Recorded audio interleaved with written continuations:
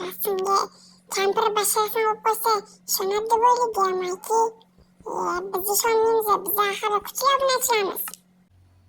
Turga qol qora yaloq.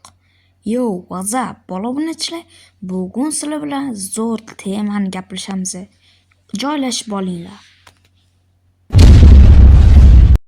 Xullas, bugun shu buvi Minecraft o'ynayotgan buvi haqida eshitgandirsizlar. Bugun shu buvjonni tema qilamiz. Basharlarni qaranglar.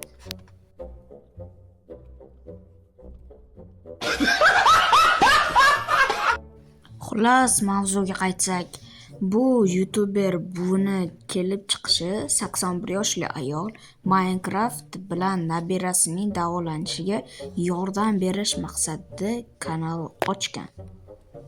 Eslatma, videodagi barcha ma'lumotlar bu internetdan olingan ma'lumotlardir. Aniq deb aytmayman. Kaliforniyada yashovchi 81 yoshli Sue Jeko oilasini qo'llab-quvvatlash uchun zamonaviy texnologiyalarni o'ziga xos yo'li bilan ishga soldi. U nabiralaridan mashhur Minecraft o'yinini o'rganib, YouTube'da Grama Crackers nomli kanal ochdi va qisqa muddat ichida internetdagi YouTube'dagi foydalanuvchilarning mehrini qozondi. U Pravila Disney yozishicha, atigi bir oyda kanal obunachilari 100 mingdan oshgan. Sue avval gamer ham, video bloger ham bo'lmagan. Texnologiyalardan faqat kundalik ehtiyoji uchun foydalangan. Biroq nabirasi Jekning og'ir xastaligi uni yangi imkoniyatlarni sinab ko'rishga undadi. Demak, bu kampir ustidan kulmaymiz. Bu yaxshi ayol ekan. Dastlab o'yin va streaming qiyin tuyulgan bo'lsa-da, u blogerlik orqali daromad olishi muvaffaqiyatga uchragan. Lekin bu kampirga bitta yomon qilgan ishi bor edi. U ham bo'lsa, u kampirga aybi Kickoff Pro va Mikey'ni kanalga obuna bosmagani. Chunki bu kanallar ikkita eng zo'r kanallardan bittasi bo'lib, Kickoff Pro'da 16 ta obunachi, lekin shuni 100 ta qilishimiz kerak. Go!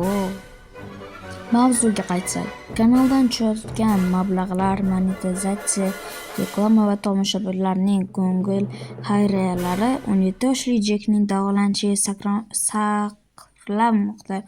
U saratonga qarshi kuchli davolash kursini boshida o'tkazgan, hozir esa uzuq reabilitatsiya bosqichida.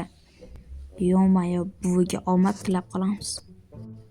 Ahamiyatli jihati, Stue'ning Minecraftga qiziqishi aynan Jek orqali boshlangan. O'tgan yil yozda u buvisiga o'yinning asoslarini o'rgatgan. Shuningdek, oila GoFundMe platformasida ham xayriya aksiyasini yo'lga qo'yib borib, Stue'ning streamlari tomosha qilayotganlar bu tashabbusni faol qo'llab-quvvatlamoqda.